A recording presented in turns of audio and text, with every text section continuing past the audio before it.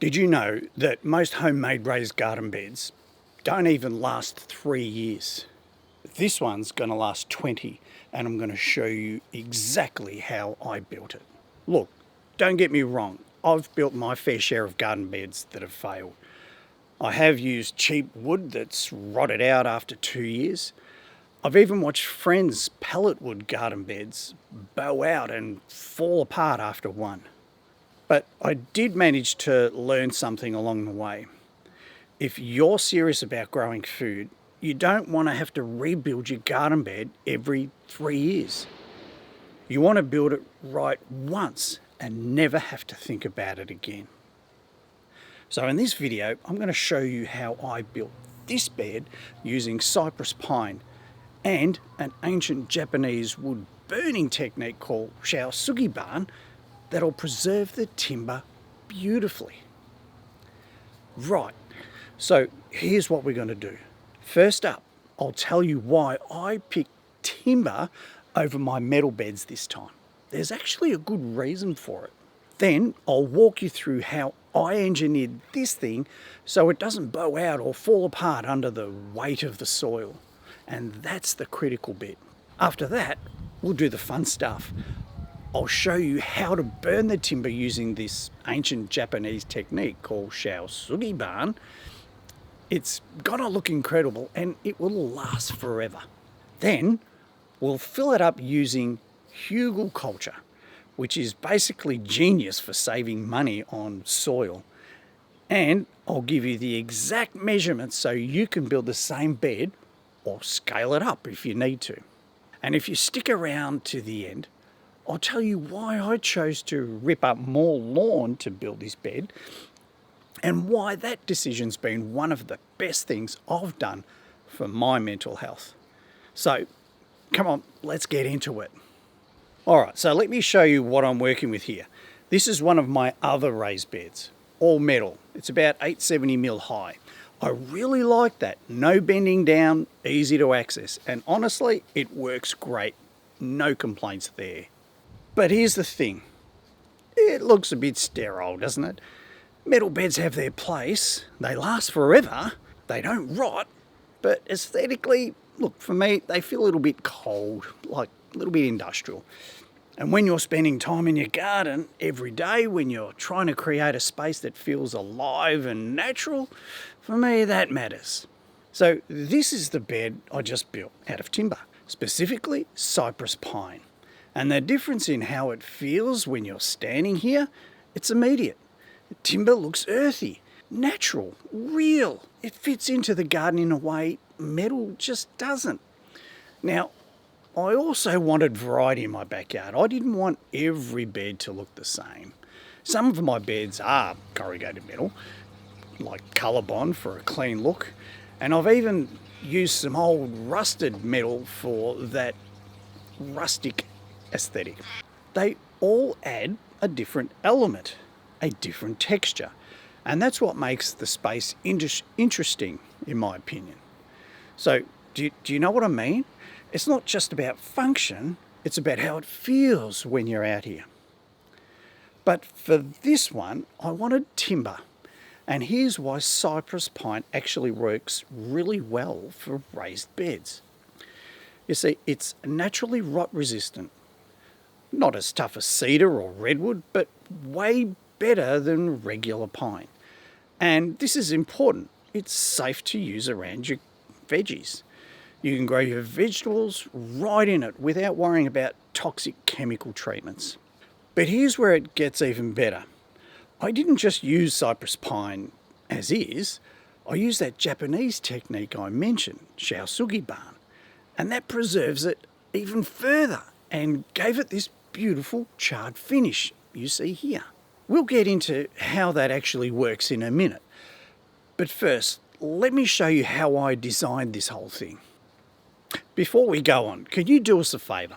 Can you hit that like and subscribe button? It won't cost you anything and you won't get any spam from it. It's just that it's the fuel our videos need to keep our channel growing. Righto, let's talk design. So before I even cut a single piece of wood, I designed this bed in SketchUp. Now, I am a bit of a nerd about that sort of thing, so I really enjoy planning things out. And look, to be fair, it does save me making a lot of mistakes later. The dimensions I used were based on two things: the space I had in the yard, and also I wanted to make sure that it would work well for what they call square foot gardening. This is just a method I really like, and it really helps me maximize what I can grow in a space. So the internal dimensions for this bed are 2700 long by 900 wide. So that breaks down into 30 centimetre squares, so 3 squares across the width and 9 along the length. 30 squares in total. So if you're doing 1 plant per square, you can grow 30 different things in this bed. I kept the height at 400. That's 2 rows of 200 by 50 mil cypress pine sleepers stacked on top of each other. Now, 400 mil isn't as tall as my metal bed. That one's 870, but I wanted this one lower so I could grow taller plants without them getting out of reach. Things like tomatoes, beans, things like that. But here's the critical part, and this is what separates a bed that lasts 20 years from one that falls apart in 2. It's the engineering of it. A lot of cheap raised beds fail because people don't account for the weight and pressure of the soil that's in it. Soil is heavy, really, really heavy. And when you fill a bed, the sides want to bow outward. The weight pushes them apart. So here's how I engineered this bed to stop that from happening. First of all, the corner bracing. I used additional vertical pieces at each corner, screwed them into both horizontal sleepers. So this locks the corners together and stops them from separating under the pressure. Secondly, I put in middle supports. In the center of the long sides, I added vertical supports that tie both sleepers together. This prevents bowing in the middle where the span is the longest.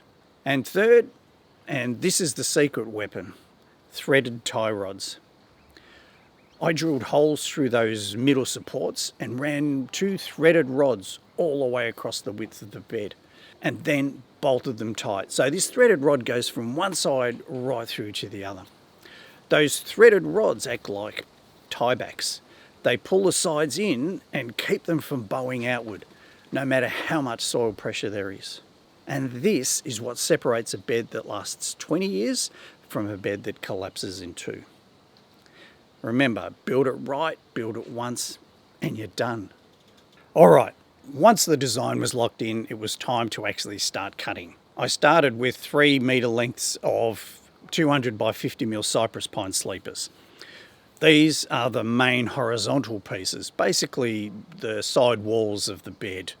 The process was pretty straightforward. Measure, mark, cut.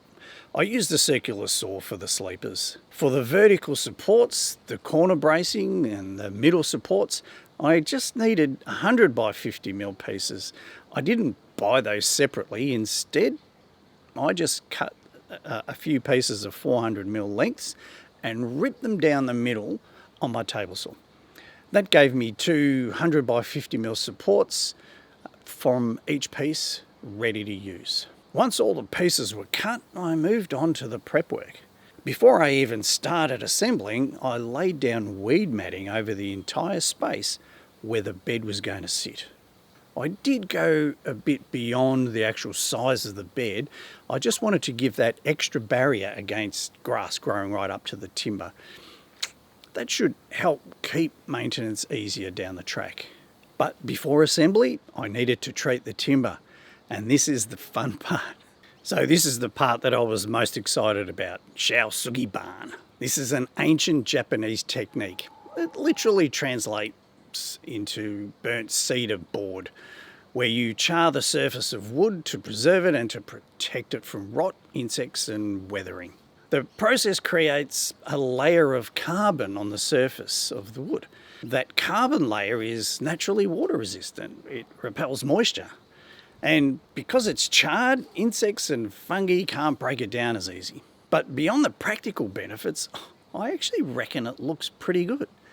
The charred black finish is striking, and it adds depth and texture. And honestly, it makes the bed feel like a piece of craftsmanship, not just a box of wood. So here's how I did it. I used a propane blowtorch and burned all sides of every piece of timber. The sleepers, the corner supports, the middle supports, all of it. It's quite easy. You just simply move the torch slowly across the surface until the wood turns black and the grain becomes really prominent. You're not trying to turn it to ash, you're just creating a controlled char. You just want that beautiful black finish. Look, it does take a bit of time, maybe 30, 40 minutes all up, and it is messy. The carbon gets everywhere, on your hands, your clothes, your face. By the time I was done, I looked like I had been mining coal. But honestly, it's worth every bit of the mess. Because now, this timber is going to last decades, and it looks absolutely beautiful. Once all the pieces were cut and burned, it was time to assemble. I started by building the two end panels first. Each end is made of two horizontal sleepers stacked on top of each other with a vertical corner support screwed into both. I used long galvanised screws to join the corner supports to the sleepers. Galvanised simply means that they're rust resistant, so they're going to last as long as the timber. And I always pre-drill the holes before screwing in. That stops the wood from splitting. Once both ends were done, I positioned them where the bed was going to sit and started attaching the side pieces. The sides attach to those vertical corner supports. 2 screws per joint, and I make sure everything is level and square as I go. That's important. If you skip this step, you end up with a twisted bed that, well, doesn't sit right. Then I added the middle supports, those vertical pieces in the centre of those long sides that tie both sleepers together. At this point, the bed is structurally complete, but I still needed to add the threaded tie rods. This is what makes it bulletproof. Again, I drilled 2 holes through the middle supports, 1 near the top sleeper and 1 near the bottom. Then I pushed the threaded rods through from one side right through to the other. Once I tightened those rods, the bed was locked in. The sides aren't going anywhere. No bowing, no bulging. This thing is solid. Once the bed is assembled and in position, I use a blowtorch to cut out the centre section of the plastic. So now the bed has direct contact with the earth.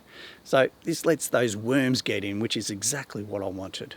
And honestly, standing back and looking at it, at the charred finish, the clean lines, the structural integrity, mate, I felt proud. This is a bed that's going to be here for decades. It's not something I'm going to have to rebuild in 2 years, and that is got to be a good thing.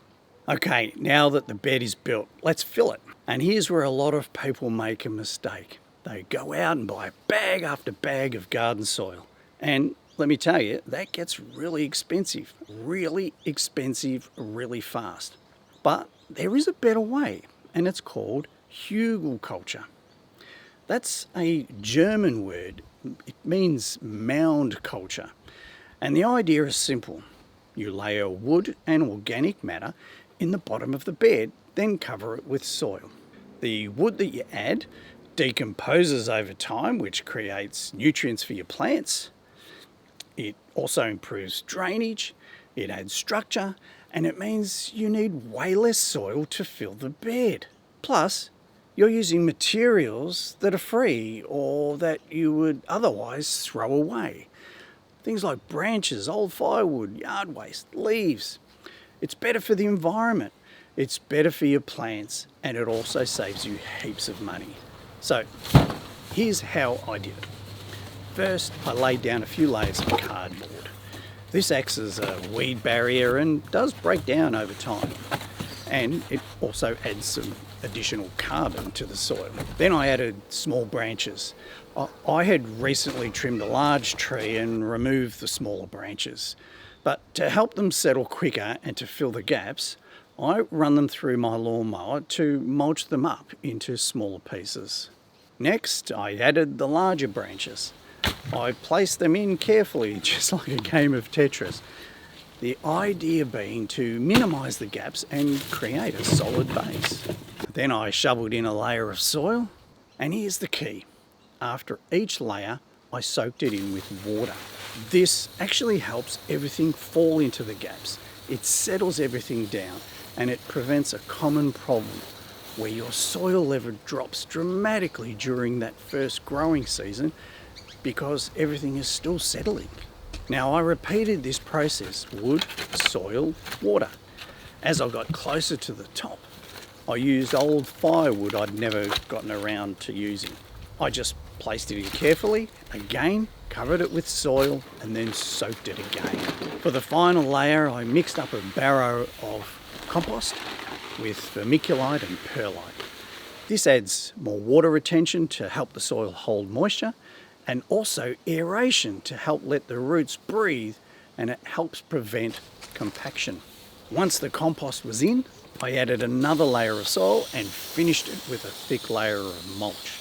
I always add mulch before planting. It's much harder to add it afterwards without damaging small seedlings. So I get it in early, then plant through it. I give it one final soak and it was ready to plant. And looking at it, I really like how it ended up. The charred timber, natural texture, and the way it fits into the garden. Look, it does add variety, it adds interest, and it's going to be here for decades. Now, I mentioned at the start that I'd tell you why I decided to rip more of my lawn to build this new bed. Look, there was a time when I really enjoyed having a lush lawn. I took pride in it. Look, it looked nice. It was green. It felt complete. Do you know what I mean? But these days, I'd rather that space provide food for us. It comes down to two things for me. One, the cost of living is going up. Everything is more expensive. Groceries are more expensive. And every square metre of lawn I convert to a raised bed is a square metre that's producing food instead of needing to be mowed and watered. I just think it's a better return on space. It's a better return on effort. But the second thing, and this is the bigger reason, it's mental health.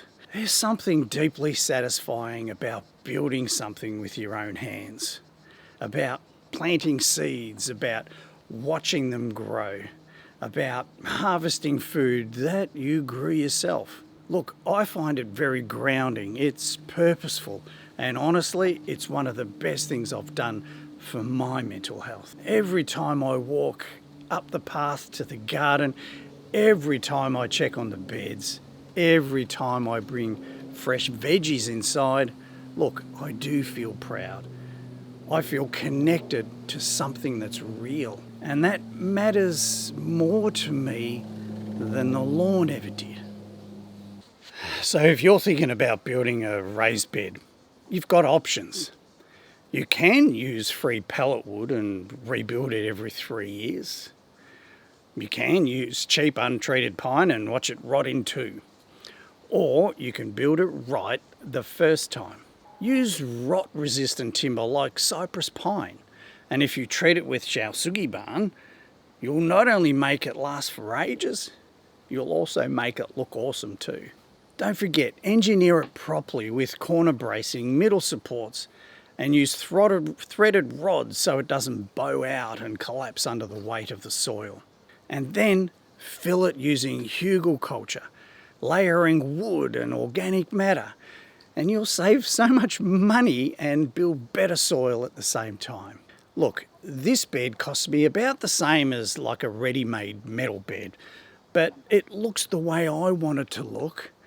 It fits the look and feel I'm creating in my backyard, and it's gonna last 20 years or even more.